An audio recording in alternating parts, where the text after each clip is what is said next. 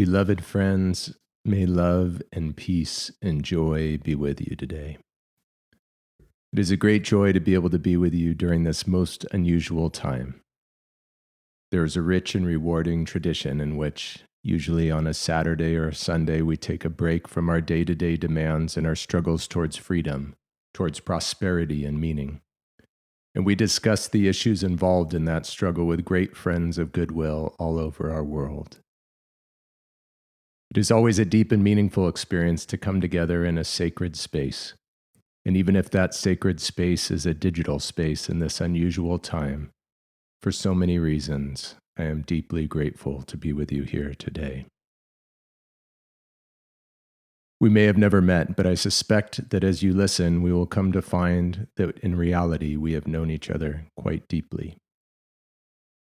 I am recording a simple audio today and releasing it in its raw and unedited form because time is of the essence. I would like to apologize in advance for both the length and the quality of this recording. If time were not so critical, I would have shortened it and increased the quality. I would like to use as a subject today Dr. Martin Luther King Jr.'s great speech from 1968, Remaining Awake Through a Great Revolution. But before I begin, I have a confession to make. I was not fully prepared for this day. I was going to plan more. I was going to perfect more. I was going to transform myself more before I attempted to speak out regarding the transformation of our lives and society. I am still more flawed of a human being than I would like to be. I recognize that I have been complicit and have participated in perpetuating every injustice which I am about to address. If I were to list for you the areas I have fallen short, the people I have harmed, and the systems of injustice and the broken paradigms of the old world that I have both ignorantly and consciously contributed my energy to, we would not have time to talk about anything else. If we were to play back a tape of every thought and action I have ever had, I can assure you that every movement of justice in the entire earth could make of me an enemy. So before the casting of stones and the shouts of condemnation begin, let me just say that I acknowledge and feel deeply every one of my failures and every hurt that I have caused, and I am deeply sorry. I ask you sincerely for your forgiveness. I would like to propose a moment of uncomfortable silence and ask that we each look inward, clear our minds, and see that we all fall short, but we are all held in the arms of infinite love. I would like to propose a moment of uncomfortable silence in which we forgive ourselves for our past, in which we extend forgiveness to all those who have harmed us, and we ask the universal source and sustainer of life to cover us with infinite love and forgiveness. Would you be silent with me and pray or meditate in the best and deepest way that you know how, as we seek each other's forgiveness before we begin?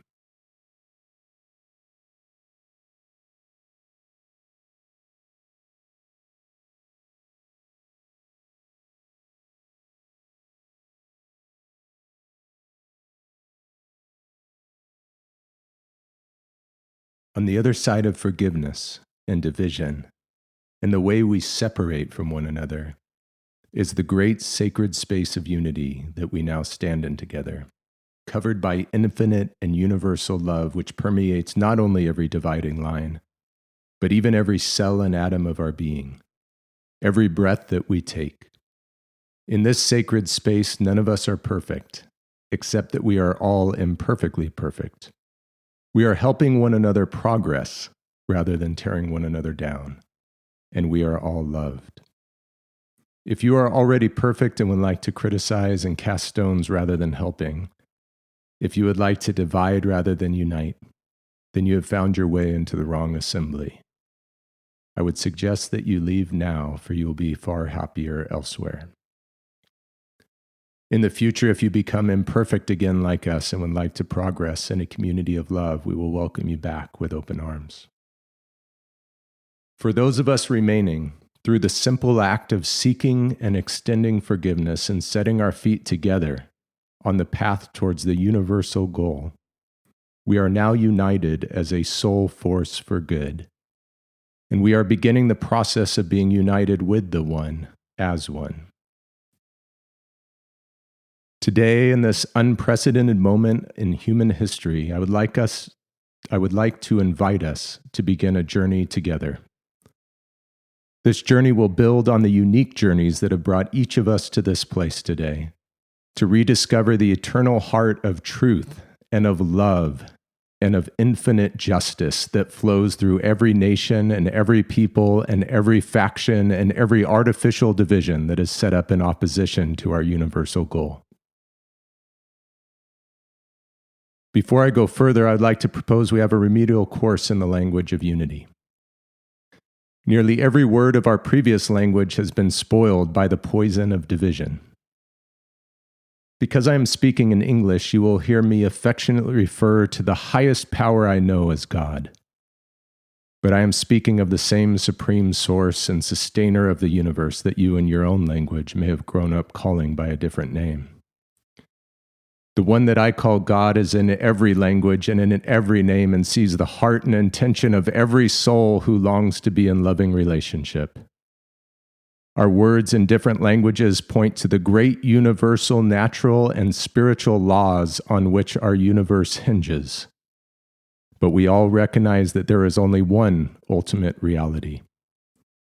Time is too short to divide ourselves over language, so in this time of crisis, let us navigate towards truth together, not by words, but by our deepest hearts and our souls and our actions of love towards those around us. With that introduction, let us return to today's topic, which is remaining awake through the Great Revolution. This great message was preached by Dr. Martin Luther King in 1968. I'm going to revive it today so that you can see that the revolutionary journey that we find ourselves caught up in is not of our own making, but it is universal in nature. It stretches its hand through the voices of the great prophets and the great wisdom keepers and connects right through to our place today as guardians and stewards of the most critical inflection point in human history. I am resurrecting the language of Dr. King today because time is of the essence, and we do not have the luxury of reinventing the wheel to attempt to be unique.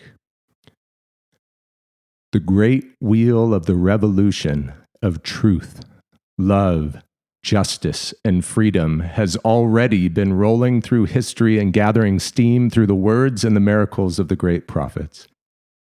And today I speak freely the same words as if they were as fresh as the day that God first spoke them before the foundations of the earth. And when I speak, the words will sound universal because they have been spoken throughout the ages by the same universal source, through 1,000 different mouths and in 1,000 different languages. I am freely borrowing the words of the greatest prophets because the words did not belong to them. They belong to their source, the one that I call God. Over the coming weeks, my intent is to curate together for you a series of universal messages to unite a universal force of love across many cultures and nations in this great time of need. It is with the deepest honor and respect I speak the words of great men from times and places and hardships that are unique and special and painful for many. I understand deeply the risk of misunderstanding that I am taking by daring to speak the words of great men in times of struggle on behalf of a specific group of oppressed people. Please understand that my goal is not to appropriate, but to acknowledge, to honor, and to fulfill the fullness of those words on earth as it is in heaven. I would not dare to minimize the unique struggle of the unique groups and unique times and unique places whose unique suffering needs to be acknowledged and can never be generalized. And at the same time, the time has come for those voices of freedom to be resurrected, to be elevated, and to be completed in their highest sense to bring freedom and justice for all the earth and all its inhabitants. Now let us turn our full attention to the universal voice of love that flows through the millennia, updated and adapted to our current moment in history. Dr. King's great message opens with two passages from the book of Revelation. Behold, I am making all things new. The former things are passed away. And remember not the former things, nor consider the things of old. Behold, I am doing a new thing. Now it springs forth. Do you not perceive it? He goes on to tell the famous story of Rip Van Winkle. Rip Van Winkle went up to the mountain to sleep for 20 years. Before he climbed the mountain, at the end of his journey, he passed a sign which had a picture of King George III of England on it. And when he descended the mountain 20 years later, he passed the same sign which now had a picture of George Washington, the first president of the United States. While he was asleep for just 20 short years, he slept through a revolution that would change the course of history, and Rip Van Winkle knew nothing about it. If this great story sounds familiar, it is because the vast majority of our world right now is asleep in the midst of the greatest revolution of human history. It is the great liability of our lives is that we will find ourselves living amidst a period of social change, and yet we will fail to develop the new attitudes and the new perspectives that the new situation demands. We will end up sleeping through the great revolution. Dr. King goes on to describe the great revolution that was beginning, which he saw as a triple revolution. This could not possibly be more applicable to us today than it was 50 years ago. There is no denying the fact that a great revolution is taking place in our world today. Dr. King described these three parts as the technological revolution, the revolution in weaponry, and the revolution in human dignity.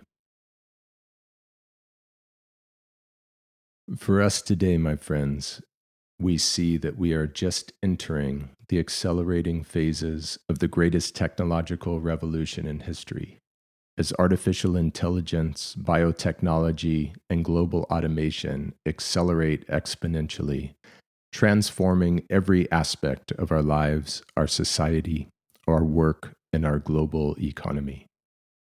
What we are seeing today are just the first blossoms of the coming technological spring that will bring unimaginable new human capability into existence.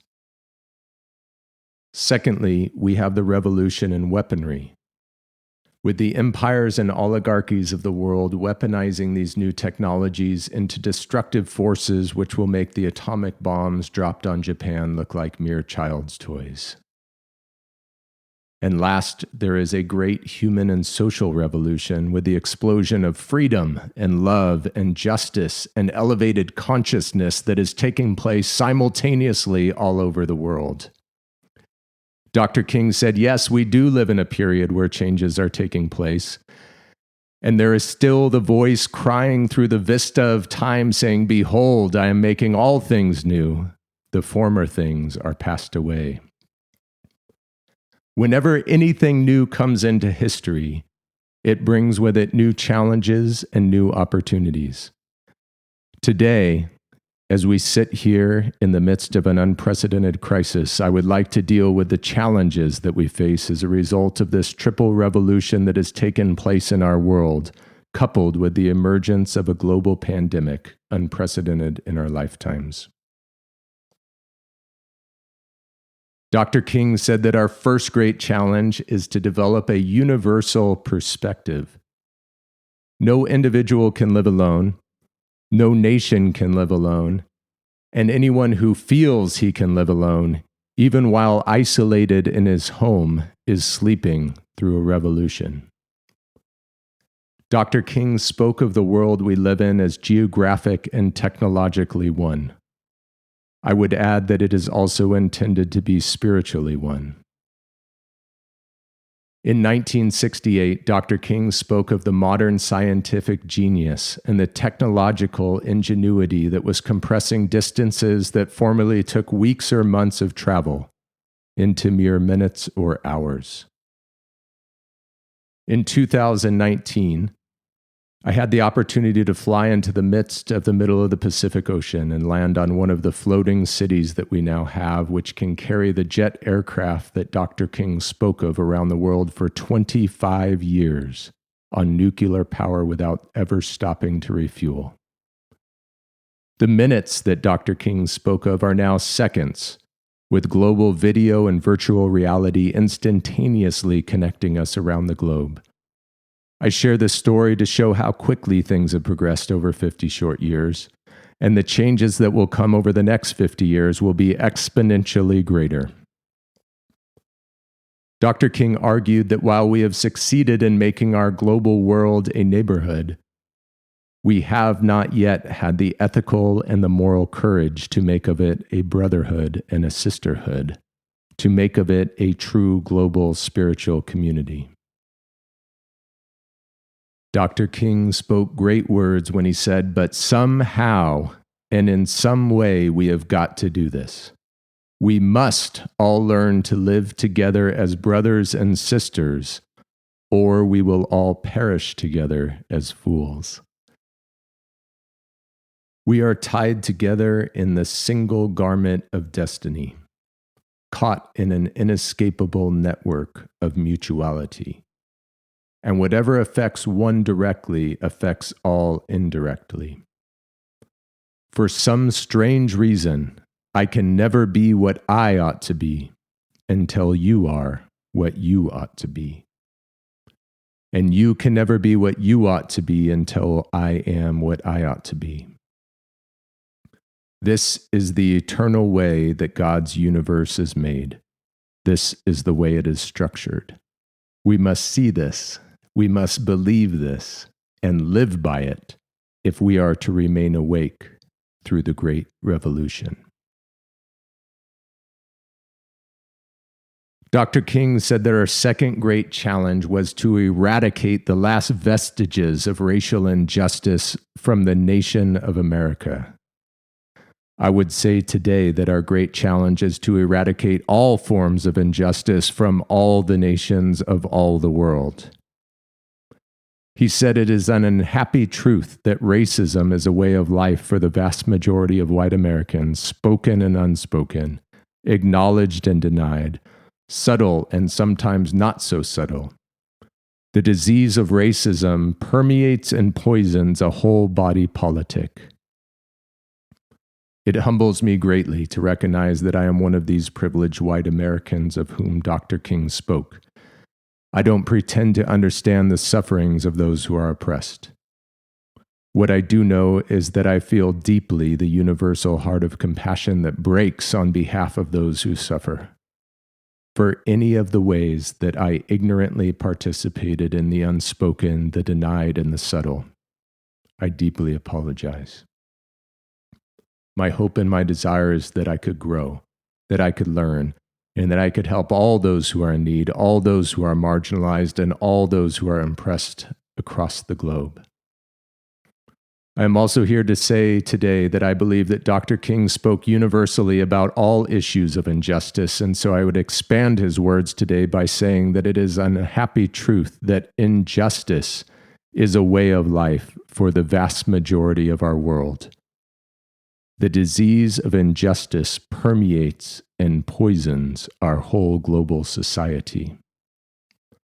I agree with Dr. King that I can see nothing more urgent than for the global community to work passionately and unrelentingly to get rid of the disease of all injustice. Dr. King said that something massive and something positive must be done. That it was time for all institutions of the public sector and all institutions of the private sector to work together to get rid of injustice once and for all.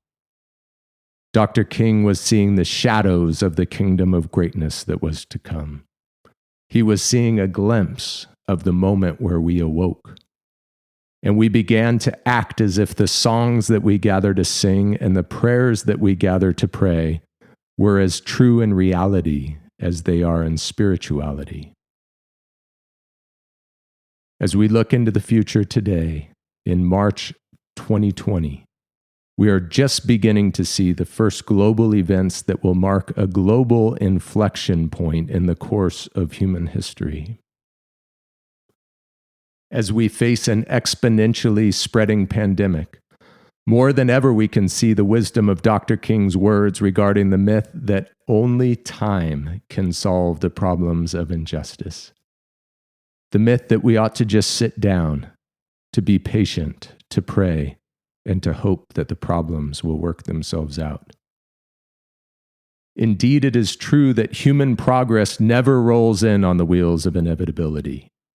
It comes through the tireless efforts and the persistent work of dedicated individuals who are willing to be co-workers with God and one another. Dr. King went on to address two more great challenges, which are also specific calls of action for us today. The third great challenge we face is to be at peace with one another, to have a period of great forgiveness, and to end the vicious cycle of unjust wars.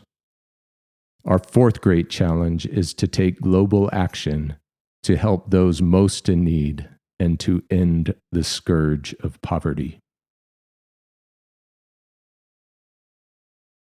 The inescapable reality in this time of increasing superpowers and consciousness is that we simply must find an alternative to war and bloodshed. Dr. King spoke rightly when he said that anyone who feels, and there are still a lot of people who feel that way, that war can solve the social problems facing humankind is sleeping through the Great Revolution. It has been said humankind must put an end to war, or war will put an end to humankind. It has been said he who lives by the sword will die by the sword. The world must hear this. I pray, God, that our global community will hear this before it is too late, because we have fought far too many wars of injustice, and our weapons and technology are becoming far too powerful to continue to turn against one another. And in the name of all that is sacred, it is time to rise up and demand that the madness cease. When we look at the issue of peace, when we look at the end of war and violence, we must face the harsh reality that we are eternally accountable collectively in the same way that we are eternally accountable individually. When the good book says, "Thou shalt not kill," when it says, "Love your neighbor as yourself," when it says, "Do unto others as you would like to be done unto you," these are timeless and universal laws that all people agree on. But sometimes we seem to forget that the universal laws are completely consistent, and like the greatest of all designs, they are consistent from the very highest level concept to the very lowest level detail. Sometimes we seem to forget that "thou shalt not kill," or "thou shalt not steal," or "thou shalt not move" the ancient boundaries are not suspended just because the you becomes a tribe or a nation or an empire. If we continue to war, if we continue to kill and displace civilians, if we refuse to stop and care for the tens of millions of beautiful human souls forcibly displaced by unjust war, we will bear the deaths of every man, every woman, and every child in those refugee camps on our own hands. There is a well-known story of the Christmas truce during World War I, in which German and Allied soldiers, bogged down for months in vicious trench warfare, emerged from their trenches and tentatively crossed the barren no-man's land filled with craters and corpses to sing, to exchange gifts, and to play together with makeshift soccer balls. Our society has become increasingly locked in trench warfare which no side can win, and it is tearing apart our social fabric at the seams. May this March of 2020 be remembered as a time in our history when the world laid down its weapons to unite and fight the common enemy of this unprecedented pandemic. In the deepest way possible, may we show our common humanity as we labor side by side to care for those in need. And may this unprecedented show of global unity reinforce the universal perspective to see that in the final account we are a universal brotherhood and a universal sisterhood, that we are destined to be one nation, one people, and that a house divided against itself cannot stand. As we look back over the 20 years that have passed, in the United States alone, we have spent over $6 trillion on war, averaging around $25 billion a month and $300 billion a year. In contrast to the 15% to 18% of our budget that we spend on war with the outside world, we spend less than 1% on loving kindness, on education, and on elevation of the world around us. Over a 10 to 20 year period, global poverty can be ended if we would just allocate even less than 1% of our global GDP each year towards a coordinated and prioritized plan to elevate those most in need. Most spiritual wisdom traditions recommend setting aside at least 10% of our income for the work of God.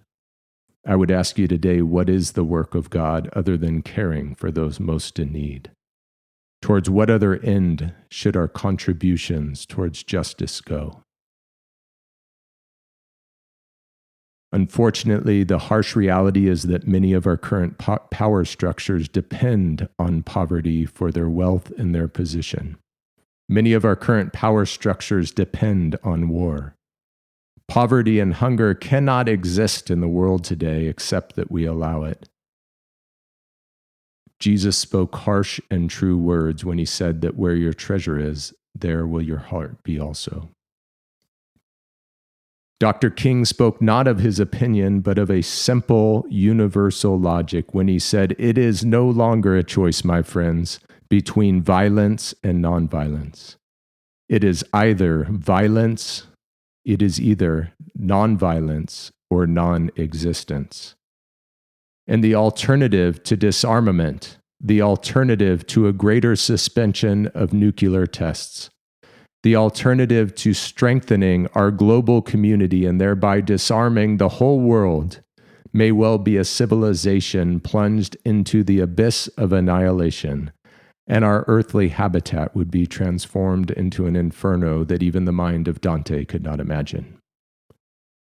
We must remember today that the means never justify the ends. The means are the ends. We reap exactly what we sow, and if we sow life by the sword, we will in due course reap the fruit of death by the sword. Anyone who cannot see this simple logic is sleeping through the great revolution.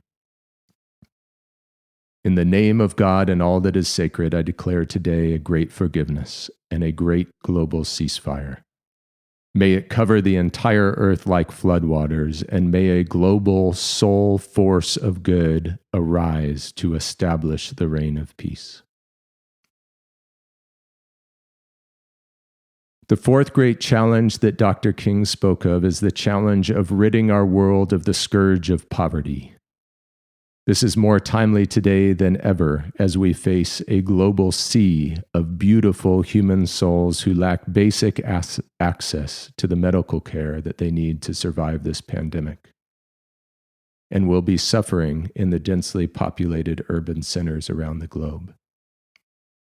Dr. King described poverty vividly as a monstrous octopus spreading its nagging, prehensile tentacles into the hamlets and the villages and the slums all over our world.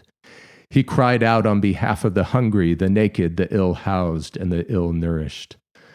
Along with Dr. King, It pains me today to say that I have witnessed and wept over the poverty on many continents and felt the depth of the depressing moments looking deeply into need and want. I have seen the evidence of hundreds of millions of God's children sleeping in deplorable conditions without access to basic water and sanitation, and going to bed hungry at night. We will soon come to understand as a global community that the number one cause of death in our world is very simply injustice. Dr. King said, as I noticed these things, something within me cried out, can we stand idly by and not be concerned? And an answer came, oh no, because our destiny is tied up with the destiny of every other tribe and nation of our world.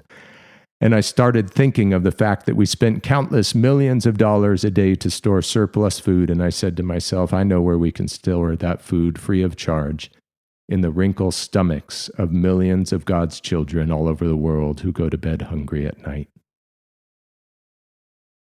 He went on to question whether we spend far too much of our national budgets establishing military bases around the world, rather than bases of genuine concern and understanding.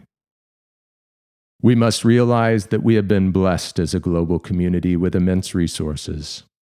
These resources are a wonderful blessing from God, and our relationship to them is not one of ownership, but of temporary stewardship. They are not intended for us to stockpile up for ourselves while the poor suffer outside the gates of our society. Rather, we receive great blessing so that we may be a blessing to those who are in need. As Dr. King said, we cannot afford to be conscientious objectors in the war on poverty and injustice. There is nothing new about poverty. What is new is that we now have the techniques and the technologies and the resources to rid poverty from our earth. Today, there is no excuse. The only true question is whether we have the will and whether we have the unity to accomplish the goal. In one of the great sections of his oration, Dr. King continued, one day we will have to stand before God of history, and we will talk in terms of the things we've done. Yes, we will be able to say that we've built gargantuan bridges to span the seas. We built gigantic buildings to kiss the skies. Yes, we made our submarines to penetrate oceanic depths. We brought into being many other things with our scientific and technological power.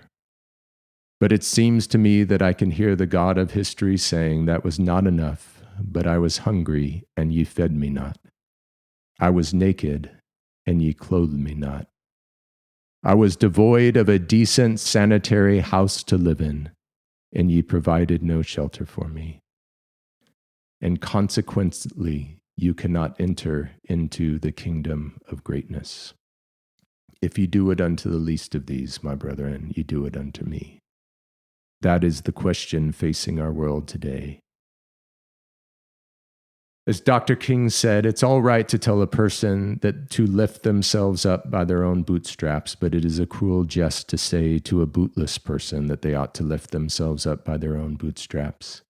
We must come to see that the roots of injustice are very deep in our nations, our institutions, and in our world. And now there is something positive and massive that must be done in order to get rid of all the effects and tragedies of injustice. Anyone who cannot see the deep injustices of our global operating system and culture is sleeping through the Great Revolution.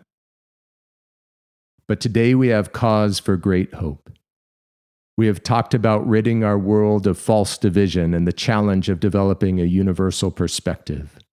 We have talked about having the moral and spiritual courage to turn our global neighborhood into a universal brotherhood and sisterhood. We have talked about the challenge of ridding our world of injustice. We have talked about ridding our world of war and violence. We have talked about ridding our world of poverty. And we have talked about coming together in unity to respond to this global pandemic with deep compassion, being co-workers with God and one another to care for those most in need. What a precious honor and what a sacred responsibility. Dr. King said that something massive and positive must be done. I would like to thank Dr. King for his inspirational and relevant words, and I would like to spend the remainder of our short time together today speaking to this massive and this positive thing which must be done. If you are wondering why I'm telling you all this, please listen on. I know those sections can be a little heavy, but we will now move forward and discuss the pragmatic actions that we, as the heroes of the earth, can take to unite as one and defeat not only this crisis, but carry forward our work for generations to come. The heroes of this great revolution are listening and sharing this talk right now. They feel their spirits rising and preparing for action. They are the functional leaders and the doers on the front lines. They are the ones whose hearts cry out, "Yes, what can we do?" The thing that is missing in the world is not heroes. There are millions of heroes spread throughout every corner of our global society who have spent their lives in hard work for their cause and who are waiting to arise as one. It is only a backbone and a neural network to connect the heroes up together into a greater coordinated whole so that together we may succeed in the universal mission that is greater than any one of us. What is missing is a mechanism to integrate the activities of heroes around the globe as we work together towards common goals. This pandemic is our first opportunity and our first test. If anyone looks at the global issues facing us and believes that they can solve the issues alone, they are sleeping through the Great Revolution. Over the last several years, we have curated together many lifetimes of work into an innovative and self-sustaining nonprofit mission control platform for the global body of heroes, public institutions, and private institutions that must work together to strategize, to share best practices, to allocate resources, and to help one another as we work together to solve global challenges. This unprecedented global pandemic is our first chance to expand this prototype to global scale. By building this mission control platform within a nonprofit stewardship structure, we will ensure that the billions of dollars of infrastructure that we construct during this crisis are not wasted when we emerge victorious on the other side of this, but can be continuously improved and elevated for the long-term benefit of humanity as we face new challenges together in our future. This platform belongs to humanity. It is owned by no one, and we have decided to call it Lionsburg. Over the last few years, we have been testing our capabilities in the toughest competitive environments by designing and building buildings, dams, roadways, schools, companies, and communities, and we now have the prototype in place. This pandemic has presented an urgent need for a source of coordination and truth in the midst of the confusion. So we are stepping forward with an offer of assistance to serve our community of heroes by helping coordinate and integrate the diverse strengths and weaknesses of each individual into a more effective whole, and to serve as a clearinghouse for information and community action. If you would be willing to join with us and support this effort or simply to learn more, my first very specific ask is that you would please visit www.lionsburg.org/C19 and let us know that you are out there so we can stay in contact as our shared mission evolves over the coming days and weeks. My second specific ask relates to resources. Our ability to execute on this is going to depend on the level of resources available. I would like to humbly ask that you work with me over the coming days and weeks to share this message and help generate abundant resources within the nonprofit mission control platform, which we will use to expand the critical program integration infrastructure, as well as channel to the most effective programs of frontline intervention in this crisis. We will also seek to generate resources over the next 2 weeks through contracts with local entities to provide program integration and design build services to unite public and private institutions, with the goal of quickly bringing community healthcare infrastructure online in 2 prototype areas, Southern California and Nairobi, Kenya. As we learn what is working and not working, we will be sharing those ideas and best practices out to the global community and working to rapidly integrate and replicate the community prototypes. It is critical that we move on this week. Time is of the essence. It may not be possible, but we must try. Tens of thousands or millions of lives depend on it. A unified global community mission control, coupled with decentralized and empowered execution at the community level, is the way I believe we can save the most lives in this unprecedented time of crisis. We all need each other's help. The time has come to arise and act as one. The creation and resourcing of this mission control platform is phase 1 of the massive positive thing that Dr. King spoke of that is coming.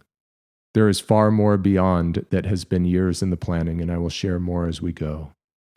This week, very pragmatically, let's focus on getting mission control up and running, contracts in place to prototype in Southern California and Nairobi, and a large and growing community of supporters connected up to the backbone and neural network of the emerging global body.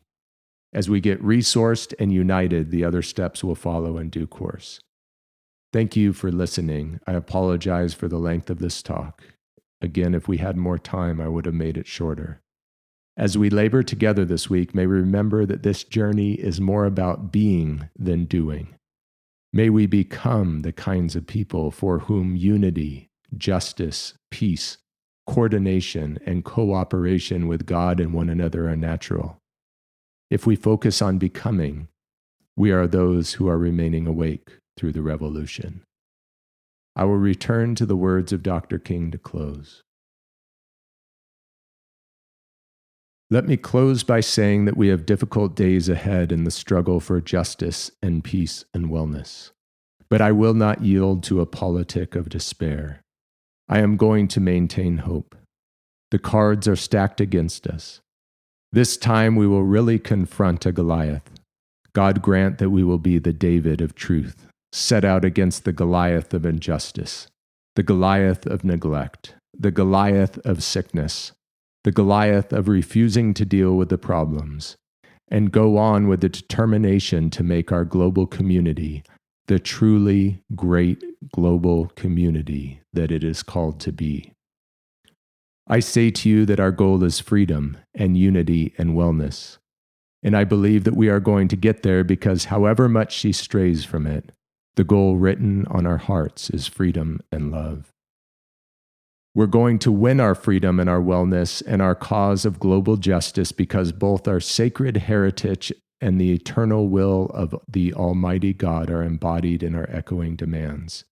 And so, however dark it is, however deep the angry feelings are, and however violent the explosions are, I can still sing, "We shall overcome." We shall overcome because the arc of the moral universe is long, but it bends towards justice. With this faith, we will be able to hew out of the mountain of despair the stone of hope. With this faith, we will be able to transform the jangling discords of our nation into a beautiful symphony of brotherhood and sisterhood. Thank God for the eternal voice crying out, "Behold, I make all things new. Former things are passed away." My beloved friends, while this crisis presents unprecedented challenges, it also presents an unprecedented opportunity for a global community of love to arise and to prevail. If your heart resonates with this message, please stay tuned. God willing, I will be releasing more information and pragmatic steps we can take together to work as we not only survive, but thrive together through this global crisis. May God bless you deeply, and may love, blessings, and peace be with you and your families until we speak again. Thank you.